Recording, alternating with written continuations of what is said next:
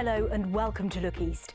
In the programme tonight, the pioneering research bringing new hope to thousands of parents of children with conditions which are difficult to diagnose. Katherine Nash is at Potterheim on the Broads now. Katherine. Well, Susie, Potterheim is a popular place for holiday makers to take out boats, especially when the weather is as sunny as it has been today. Now, boat hire companies here take the dangers of carbon monoxide poisoning extremely seriously, given those incidents on the Broads last year. I've been to one company that's fitted 120 of its boats with carbon monoxide alarms. Well, Susie, you can see just how fierce that fire was when it broke out here on Southwold Common on Sunday afternoon. I'm literally surrounded by burnt gorse, which stretches for about 15 acres behind me. Well, today the fire service has still been at the site trying to control and dampen down those hot spots 4 days after the fire first started.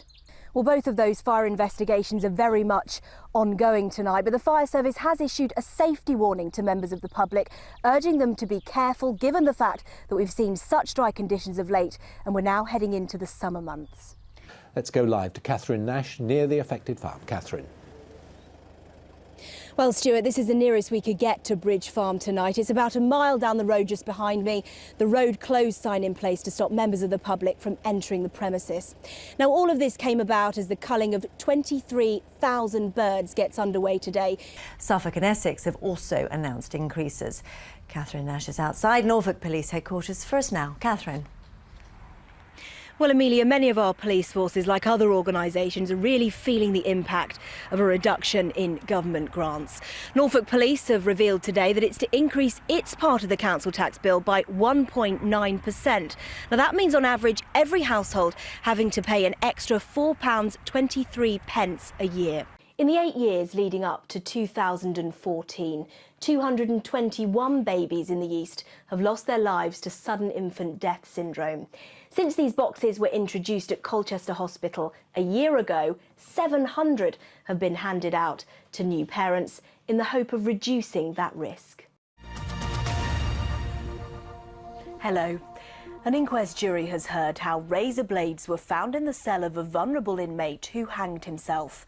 Michael Cameron was found unconscious in his cell at Woodhill Prison in Milton Keynes last April. Hi, I'm Katherine Nash. BT Openreach has apologised to customers in the region after hundreds of complaints about poor service. Some firms, like this one in Norfolk, have waited months for a phone line connection. Details at 10:25.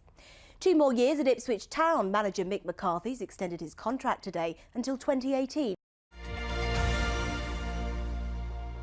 Good evening, I'm Katherine Nash. We start tonight with further criticism over poor standards of education in Suffolk 3 years after concerns were first raised. The council says it's making improvements, but according to Ofsted, not fast enough. In 2012, the County Council launched its Raising the Bar programme aimed at driving up standards. So how does the immigration strategy work there? You say improvements have been made, but there's still a lot of problems at Colchester, aren't there? Clearly, the plan of action that you've had in place isn't working. 25,000 students in Suffolk are going to schools that are simply below standards.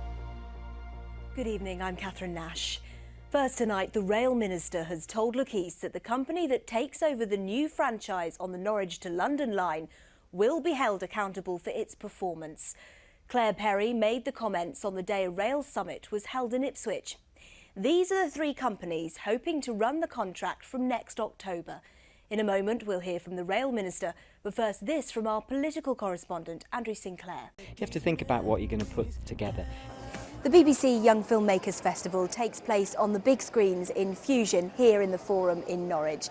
It starts tonight and it ends on Saturday, the 3rd of August. Katherine Nash, BBC Look East, Norwich.